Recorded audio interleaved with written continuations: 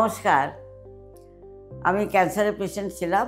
এই হসপিটালে 2023 থেকে ট্রিটমেন্ট শুরু হয়েছিল, অপারেশন হয়েছে। আমার 6টা কেমো দেওয়া হয়েছে।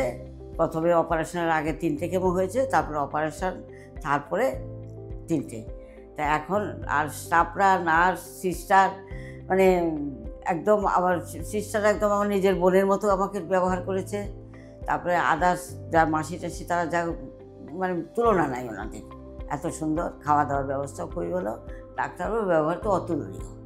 মা ছাড়া ডাকেন নাই। ডক্টর ঘোষ আমাকে মা বলেই ডাকতেন, সমস্ত ডাক্তাররা মা মা করেই ডাকতেন।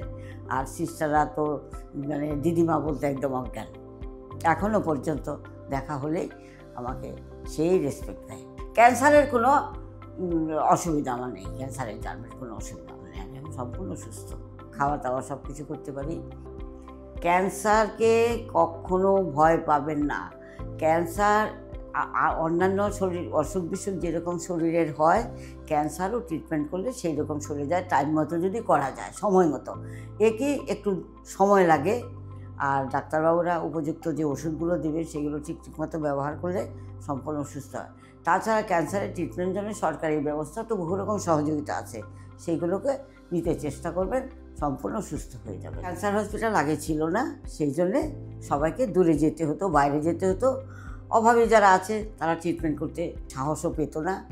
তবে এখন নর্থ বেঙ্গলে এই যে ক্যান্সার হসপিটালটা হওয়ার পরে যে আর তাছাড়া যে সমস্ত রুগীরা এসে এখানে ট্রিটমেন্ট করেছেন তারা প্রত্যেকেই জানেন যে এখানকার পরিবেশটা কেমন।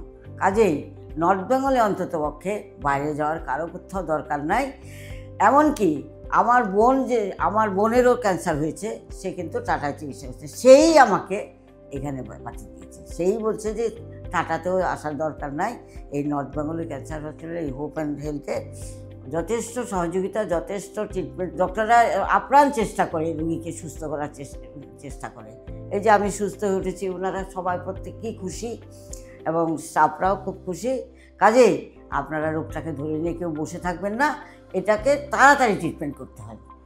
হওয়ার সঙ্গে সঙ্গে যদি আপনারা নর্থ বেঙ্গলের জনসাধারণ যদি এই হোপ অ্যান্ড হেলথে শিলিগুড়িতে আসেন, এত সুন্দর ব্যবস্থা, রাস্তার উপরে যাতায়াতের গাড়ি ঘোড়ার কোনো অসুবিধা নেই, তাহলে সম্পূর্ণ সুস্থ হয়ে যাবেন। ভয় পাওয়ার কোনো কারণ নাই। আর ছোটোখাটো কাছাকাছি যেহেতু না হসপিটালটা হয়ে গেছে, বাইরে যাওয়ার দরকার নাই, ট্রিটমেন্ট হওয়ার সুযোগ তো তাড়াতাড়ি পাবেন। কাজেই আপনারা যথাসময় চলে আসবেন, দেখবেন নিশ্চিন্ত হয়ে ভালো হয়ে যাবেন। আমি এই বৃদ্ধ বয়সেও ভালো হয়ে গেছি এই 1 বছর পুরো ট্রিটমেন্ট করে। কাজেই আপনারা অল্প বয়সী হোক, বেশি বয়স হোক, বাচ্চাদের হোক, হতেই পারে, রোগ তো হতেই পারে দেহে যেহেতু আছে, কাজেই ট্রিটমেন্ট করবেন, কেউ বসে থাকবেন না। আর সরকারি সহযোগিতা বহুত রকমের আছে এই ট্রিটমেন্টের জন্য।